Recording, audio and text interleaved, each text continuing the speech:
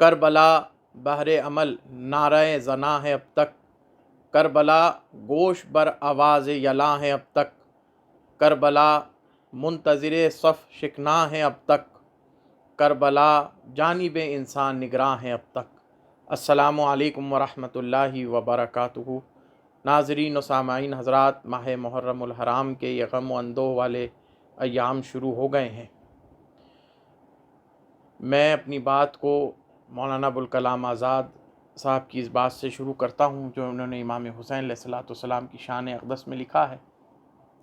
اور اپنا درد نہاں امت کے سامنے بیان کیا ہے۔ آپ فرماتے ہیں کہ اس پورے کرۂ ارض پر، اس پورے عالم میں سلف سے خلف تک ایسا کوئی سانحہ، ایسا کوئی واقعہ،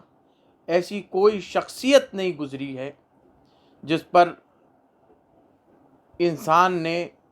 انسانیت نے اتنے اشک، اتنے آنسو بہائے ہوں، اتنا گریہ اوزاری کیا ہو، اتنے گریباں چاک کیے ہوں، اتنے نوحہ خوانی کی ہو جتنی یادیں امام حسین علیہ الصلوۃ والسلام نے کی ہیں، جتنی یادیں سانحہ دشت کربلا میں کی ہیں۔ کیا خوب کہا ہے مولانا ابوالکلام آزاد نے۔ اور اس کے بعد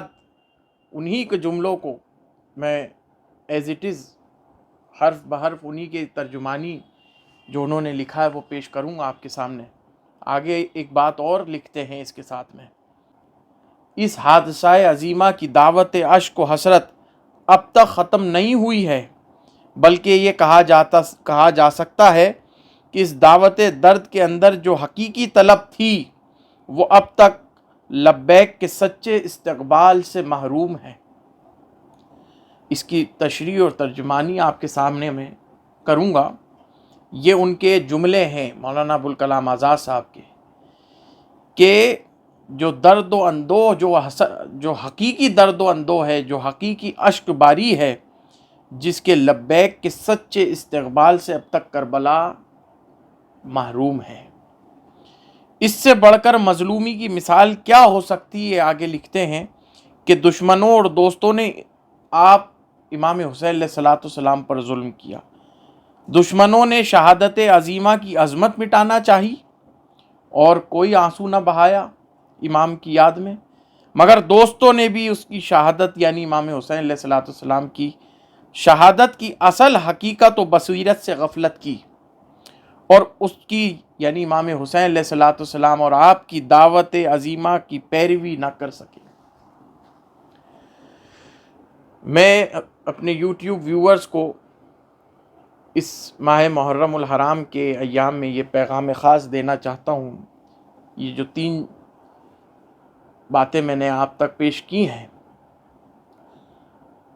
سمجھ سکتے ہیں کس قدر درد کے ساتھ انہوں نے اس بات کو لکھا ہے مولانا صاحب نے، اور یہ امت تک پیغام دینے کی کوشش کی ہے کہ بے شک تعزیہ داری کرنی چاہیے، علمداری کرنی چاہیے، نواح خوانی، گریہ اوزاری یاد حسین میں، یاد کربلا میں کرنی چاہیے، شہید کا ماتم منانا چاہیے۔ یہ سب ہم پر مودت و محبت اہل بیت کے پر کرنے کے لیے، مودت و محبت اہل بیت کے اظہار کے لیے، امام پاک کی محبت و مودت کے اظہار میں ہمیں ان کی یاد میں شہادت کے جلسے بنانے چاہیے، تعزیہ داری کرنی چاہیے۔ لیکن میں سوال کرتا ہوں تمام تعزیہ داروں سے، تمام علم برداروں سے جو لنگر بھی تقسیم کرتے ہیں اور غم حسین میں ان 10 دنوں سر سے پیر تک مصروف عمل رہتے ہیں غم حسین میں، کیا میں یہ بہت مخلصانہ سوال ہے آپ لوگوں سے، کیا ہم لوگ فکر حسین کو لبیک کہہ رہے ہیں؟ کیا جو امام پاک نے اس عظیم سانحہ میں جو ہمیں دعوت فکر دی ہے، انقلاب کی، شریعت مصطفی کی پاسبانی کی، ہر ظلم و جبر و تشدد کے خلاف کھڑے ہونے کی، اپنے اندر جو نفسی یزید ہے اس کو مارنے کی، اور جو ظلم و مظالم دنیا بھر میں ہو رہے ہیں الگ الگ طریقے سے انسانیت پر، اسلام پر،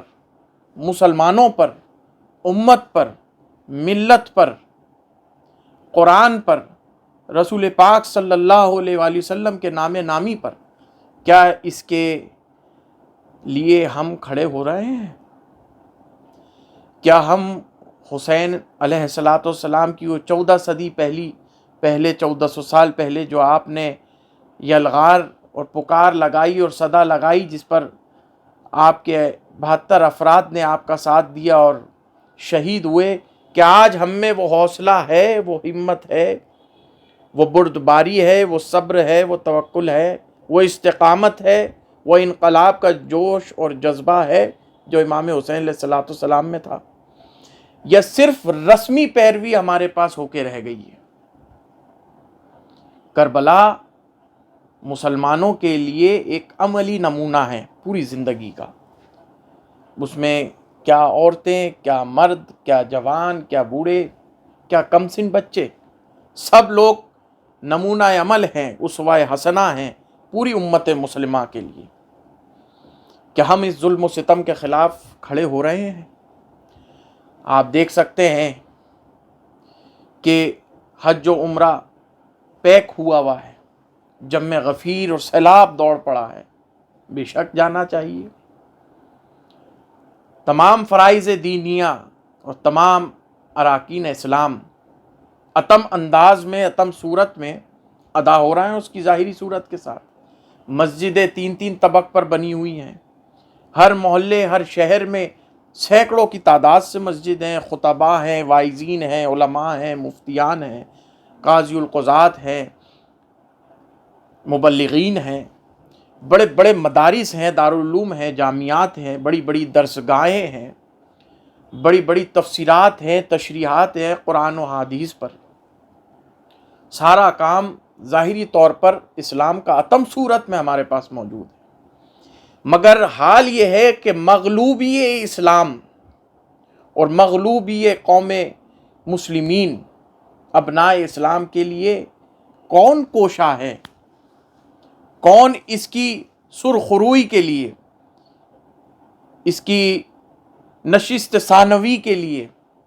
اس کے اندر پھر سے خون اسلام دوڑانے کے لیے کون ہاتھ پیر چلا رہا ہے؟ کوئی بھی نہیں. سب سست و ناکام بیٹھے ہیں. ہم یہ دیکھ رہے ہیں کہ اگر ہم یہ سب کچھ ہوتے ہوئے بھی جو ظاہری صورت اسلام کی پوری دنیا میں پھیلا ہوا ہے، الحمدللہ سارے اراکین، سارے ارکان، سارے فرائض ادا ہو رہے ہیں، مگر پھر بھی ہم کمزور ہیں، شکستہ حال ہیں، شکست خوردہ ہیں، حال زار زار کے مارے ہیں. اللہ تبارک و تعالیٰ سے التجا کر رہے ہیں، دعائیں کر رہے ہیں، لیکن ہماری دعائیں میں تاثیر نہیں. ہماری دعاؤں چونکہ ہم عمل سے خالی ہیں، عقیدت سے خالی ہیں، عقیدے سے خالی ہیں، ارادت سے خالی ہیں اپنے اسلاف کی، ان کے مستحکم ارادوں سے خالی ہو گئے ہیں، قرآن کے پیغام سے خالی ہو گئے ہیں. اور ہم خصوصی طور پر عزاداروں سے، تعزیہ داروں سے یہ کہتے ہیں کہ یہ جو ظاہری صورت ہے، رسمی صورت تعزیہ داری کی، اس کی نشر و اشاعت تو کریں، جتنا ہو سکے کریں، مگر اس کی جو باطنی رمز و رموز ہیں، جو اس کی باطنی تاثیر ہے، وہ کیا ہے؟ حسینی بننا، حسینی فکر کا حامل ہونا، حسینیت کو ساتھ لے کر چلنا، تعزیہ داری کے ساتھ حسینیت ہونا اپنی پوری زندگی میں، اور کردار حسین پر عمل پیرا ہونا. تو یہ میں آپ لوگوں تک مختصر طور پر یہ پیغام دینا چاہتا تھا کہ امام حسین، امام ہمام، سید الشہداء، شہزادہ گل گو کبا،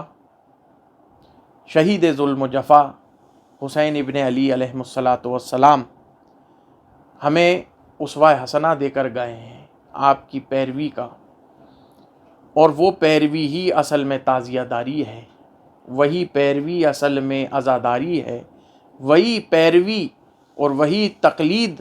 اور وہی اطاعت امام حسین، آپ کی فکر کی، آپ کی دعوت کی، مولانا ابوالکلام آزاد کہہ رہے ہیں اصل میں غمخواری اور نواخوانی یہی اصل میں آپ کی اطاعت اور آپ کی تقلید کرنا امام پاک کی دعوت کی، یہی اصل میں تعزیہ داری اور عزاداری ہے۔ میں اللہ تبارک و تعالیٰ سے دعا کرتا ہوں اللہ تعالیٰ ہم سب کو سچا اور پکا مسلمان بنائے، ایسا مسلمان مومن بنائے جو حسین کی دعوت فکر پر لبیک کہتا ہو اور پوری زندگی امام حسین کے غم میں اپنی زندگی بسر کرے، اور اس غم میں اس کو سبق کے طور پر لے کہ ہمیں اس غم سے کس طرح امت رسول صلی اللہ علیہ وآلہ وسلم اور دین مصطفی کی حفاظت کرنی ہے، اور خود کو شریعت مصطفی صلی اللہ علیہ وسلم میں ڈھال کر فلاح و فوز حاصل کرنی ہے۔ اقول قولی ھذا واستغفر اللہ۔ السلام علیکم ورحمۃ اللہ وبرکاتہ۔